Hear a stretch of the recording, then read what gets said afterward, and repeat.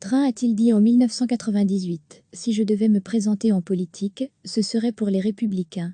Ce sont les électeurs les plus stupides. » La copie d'une coupure de presse, qui date de 1998, connaît un immense succès populaire sur la toile ces derniers jours. Dans cette capture d'écran, on peut y lire une citation issue d'une interview de Donald Trump à Pop Magazine, dans laquelle il y affirme notamment que les Républicains sont le groupe le plus stupide d'électeurs dans le pays, insinuant qu'ils pourraient ainsi facilement les manipuler. Mais ces déclarations attribuées à celui qui est devenu le président des États-Unis n'ont pu être retrouvées nulle part. Il s'agit selon toute vraisemblance d'une fake news, un faux comme l'indique le site de fact-checking américain Snopes, qui a mené l'enquête et est revenu sur la naissance de l'engagement de Donald Trump en politique. L'image a les apparences d'une capture d'écran d'un commentaire publié sur les réseaux sociaux. Le commentaire en anglais indique « Regardez ce que j'ai trouvé, il n'aurait pas pu mieux le dire lui-même ». En dessous du commentaire, on découvre ce qui ressemble à une photo d'une coupure de presse en noir et blanc. Vous voulez vérifier une info ou consulter les derniers articles de fact-checking. Rendez-vous sur Faki, la plateforme de la RTBF, pour lutter contre la désinformation. La photo d'un Donald Trump plus jeune et en costume, dans le style des années 90. Et puis une citation que l'on peut traduire comme ceci: « Si je devais me présenter, en politique, je me présenterais comme républicain. Ils sont le groupe d'électeurs le plus stupide de ce pays. Ils croient tout, ce que raconte Fox News. Je pourrais mentir et ils avaleraient, toujours, tout. Je parie que mes scores seraient incroyables. » Sous la citation, le nom de Donald Trump, puis la source et l'année, Pop Magazine, 1998. Cette image, qui a été publiée le 12 mai, a été partagée sur plusieurs groupes Facebook et leakée par près de 2 millions d'utilisateurs en quelques jours. Mais ce n'est pas la première fois qu'elle fait son apparition.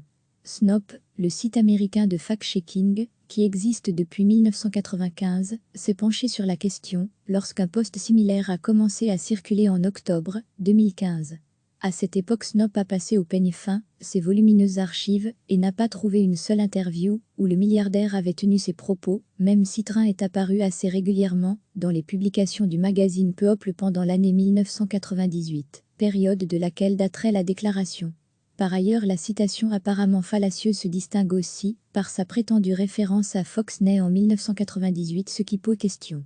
En effet, si la chaîne Fox News a été lancée sur les principaux marchés américains de l'information entre 1996 et 2000, ce qui n'est donc pas entièrement déplacé chronologiquement, pour une citation datant de 1998, le réseau Fox n'était pas aussi important, ni aussi largement diffusé, qu'avant l'élection de George W. Bush en 2000, les attaques du 11 septembre 2001, ou le début de la guerre en Irak en 2003, ajoute Snopes. Nulle l'image ci-dessus, et la citation attribuée à Donald Trump, ont commencé à apparaître dans notre boîte de réception à la mi-octobre 2015, indique le site spécialisé dans le debunking de fausses informations.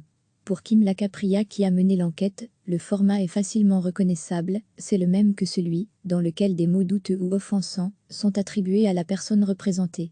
Le journaliste indique avoir consulté les archives complètes du contenu en ligne de People et n'avoir retrouvé aucune interview de Donald Trump datant de 1998 ou de toute autre époque, reprenant les propos, même vaguement, qui lui sont attribués. Donald Trump est apparu assez régulièrement dans les pages du People Magazine avant qu'il ne devienne la vedette de The Apprentice, l'émission de télé-réalité diffusée en 2004 et qui a fait entrer Donald Trump dans les foyers américains. La majeure partie de la couverture médiatique que le magazine a faite de lui avant cela était centrée sur ses mariages et ses divorces, avec Ivana Trump et Marla Maple. Mais les prises de position politiques de Trump, ou leur absence, ont cependant occupé une certaine place dans les pages du magazine. Par exemple, dès décembre 1987, une publication intitulée Too Darn Rich, trop riche, faisait la chronique des affirmations ultérieures de Trump selon lesquelles il avait été courtisé à la fois par des démocrates et des républicains. Dans cette publication, on peut lire que le président de la Chambre des représentants de l'époque, Jim Rigg, avait conduit une délégation au bureau de Trump, lui demandant de présider une importante collecte de fonds pour le Parti démocrate. Trump est républicain, mais a sérieusement envisagé cette invitation avant de céder aux pressions de ses amis du Golf Party, le Parti républicain, et déconduire ses prétendants démocrates. Beryl Anthony Jr., le membre du Congrès de l'Arkansas qui a approché Trump, a été déçu. Il ne fait aucun doute qu'il subissait beaucoup de pression de la part des républicains, a déclaré Anthony à un journaliste. Cela lui aurait donné l'opportunité de voir si son tempérament est suffisant, s'il pouvait résister à l'examen. En 1988, Train s'était lancé dans une diatribe politique passionnée lors d'une émission du talk show d'Oprah Winfrey, diatribe conclue en disant qu'il ne se serait probablement jamais candidat. Mais en 1998, l'année où la citation en question aurait été publiée dans People, l'engagement politique de M. Train a pris une orientation quelque peu différente. Les archives d'un quotidien révèlent ceci. Selon mes informations, Donald Trump a récolté environ $1 million pour la campagne de Bush et le Parti républicain, a déclaré le sénateur Stephen Gillet, président du Conseil national des législateurs des États du jeu. J'ai entendu de trop nombreuses sources, y compris des lobbyistes républicains, et bien que M. Bush le nie, l'accord pour autoriser les casinos indiens en Floride a été conclu, a déclaré M. Gillet.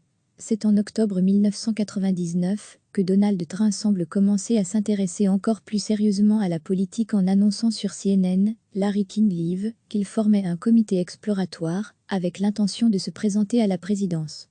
J'ai ma carte au Parti républicain. Je suis un type assez conservateur. Je suis assez libéral sur les questions sociales, en particulier la santé, etc., mais je quitterai un autre parti, et j'ai été proche de ce parti, je pense que personne n'appréhende vraiment bien les choses. Les démocrates sont trop à gauche. Je veux dire, Bill Bradley, c'est sérieusement à gauche, il essaie de venir un peu plus au centre, mais il est sérieusement à gauche. Les républicains sont trop à droite. Et je ne pense pas que quelqu'un touche la corde sensible, ni celle que je veux entendre, ni celle que les autres veulent entendre, et je l'ai vu. L'histoire nous apprendra que c'est bien aux côtés des républicains que le milliardaire allait s'engager à la course à investiture présidentielle en 2015. Pour ensuite, un petit peu à la surprise générale, devenir le 45e président des États-Unis d'Amérique en 2016 en écartant de sa route la candidate démocrate Hillary Clinton, dans une campagne où la désinformation a joué un rôle important. Degré à lire aussi, Factnet, l'expression favorite de Donald Trump a plusieurs définitions, vidéo. Aujourd'hui, ce sont des déclarations fabriquées qui refont surface alors que le président républicain est régulièrement accusé, depuis sa prise de pouvoir, de propager des Factnet. Et qu'il a pris l'habitude d'affubler certains médias considérés comme hostiles, comme le Washington Post, le New York Times ou CNN de cette locution, qu'il a lui-même contribué à rendre populaire. La copie d'une coupure de presse, qui date de 1998, connaît un immense succès populaire sur la toile ces derniers jours. Dans cette capture d'écran, on peut y lire une citation issue d'une interview de Donald Trump à People Magazine, dans laquelle il y affirme notamment que les républicains sont le groupe le plus stupide d'électeurs dans le pays, insinuant qu'ils pourraient ainsi facilement les manipuler. Mais ces déclarations attribuées à celui qui est devenu le président des États-Unis n'ont pu être retrouvées nulle part. Il s'agit selon toute vraisemblance d'une Factnet, un faux comme l'indique le site de fact-checking américain Snop, qui a mené l'enquête et est revenu sur la naissance de l'engagement de Donald Trump en politique. L'image a les apparences d'une capture d'écran d'un commentaire publié sur les réseaux sociaux. Le commentaire en anglais indique « Regardez ce que j'ai trouvé, il n'aurait pas pu mieux le dire lui-même ». En dessous du commentaire, on découvre ce qui ressemble à une photo d'une coupure de presse en noir et blanc. Degré, vous voulez vérifier une info ou consulter les derniers articles de fact-checking. Rendez-vous sur Faki, la plateforme de la RTBF, pour lutter contre la désinformation. La photo d'un Donald Trump plus jeune et en costume, dans le style des années 90. Et puis une citation que l'on peut traduire comme ceci. Si je devais me présenter, en politique, je me présenterais comme républicain. Ils sont le groupe d'électeurs le plus stupide de ce pays. Ils croient tout, ce que raconte Foxnet. Je pourrais mentir et ils avaleraient, toujours, tout. Je parie que mes scores seraient incroyables. Sous la citation, le nom de Donald Trump, puis la source et l'année. People Magazine, 1998.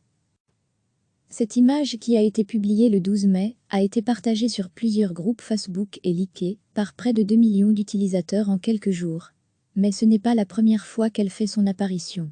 Snop, le site américain de fact-checking, qui existe depuis 1995, s'est penché sur la question lorsqu'un post similaire a commencé à circuler en octobre 2015. À cette époque, Snop a passé au peigne fin ses volumineuses archives et n'a pas trouvé une seule interview où le milliardaire avait tenu ses propos, même si Trump est apparu assez régulièrement dans les publications du magazine People pendant l'année 1998, période de laquelle daterait la déclaration. Par ailleurs, la citation apparemment fallacieuse se distingue aussi par sa prétendue référence à Fox News en 1998, ce qui pose question.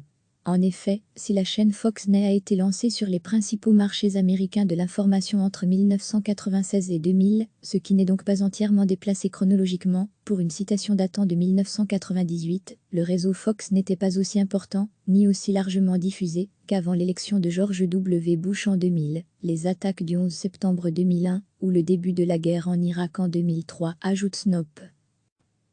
Nul. L'image ci-dessus, et la citation attribuée à Donald Trump, ont commencé à apparaître dans notre boîte de réception à la mi-octobre 2015, indique le site spécialisé dans le debunking de fausses informations.